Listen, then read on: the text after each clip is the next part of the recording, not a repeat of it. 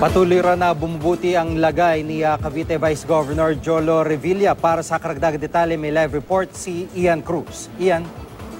Yes, Jiggy, halos isang linggo matapos aksidente umanong tamaan ng bala sa dibdib ng pumutok ang nililinis na baril ni Cavite Vice Governor Jolo Revilla.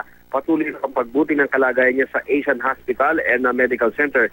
Ito yan sa Alabang, Muntinlupa City. Wala rin daw itong hospital-acquired na infeksyon. Sa pinakahuling medical update na pirmado ni Dr. Joven Jeremius Panchuco, ang Chief Medical Officer ng Asian Hospital. Hindi na rin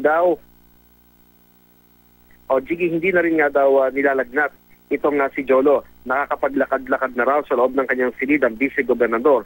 Alinsunod ito sa payo ng kanyang mga doktor upang maresolba ang partial na pag-collapse ng kanyang mga baga at mahadlangan ang anumang komplikasyon. Patuloy na pinaparaan ng antibiotic sa swero nakakabit sa vice-gobernador ang oxygen support kung kailangan na lamang daw. Wala na rin daw pagsuka o pagdura ng dugo. Nabawasan na rin daw ang lumalabas sa dugo sa kanyang baga na sa loob nga ng 24 oras ay nasa 120 milliliters na lamang. Kahapon nga, Jiggy, ay sinabi nitong si Atty. Raymond Fortun, ang tagapagsalita ng pamilya Revilla, na hindi na kailangan ng Special Investigation Task Group para maimbestigahan ang nangyari kay Jolo sapagkat wala naman daw illegal na naganap. Pero ayon sa PNP, sa kanilang tagapagsalita na si Chief Superintendent Generoso Serbo Jr., sa interest daw ng public safety, kaya binuo ang nasabing task group. Jiggy. Iyan, mabuti at kahit papano bumubuti na yung lagay ni Vice Governor Revilla. Ano ang naging reaksyon din ng pamilya niya kaugnay ng positibong balitang ito, Ian?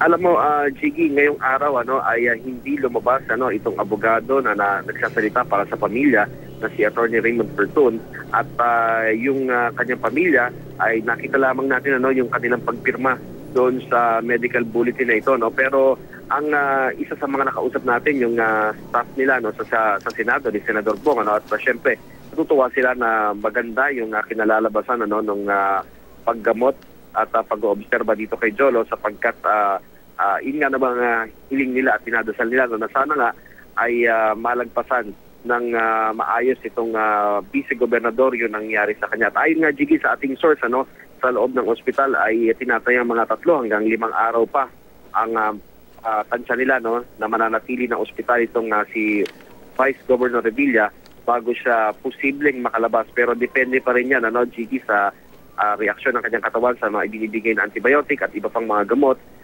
Kung talagang sa loob nga ng 5 araw ay makakalabas siya ng tuluyan mula dito sa Asian Hospital and Medical Center. Jiggy. Maraming salamat, Ian Cruz.